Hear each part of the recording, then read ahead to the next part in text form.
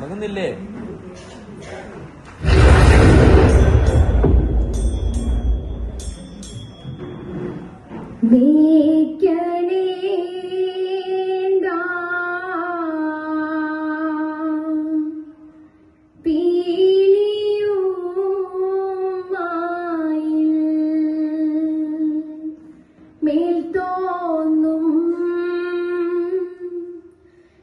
മേനിയും ചെയ്തൈ പിടിത്തതണ്ടും കൈയും മേയും എന്നേക്കും വാഴ്കവേ തെയ്തൈ വാഴ്ക വാഴ്ക നമ്മുടെ പരീക്ഷയെല്ലാം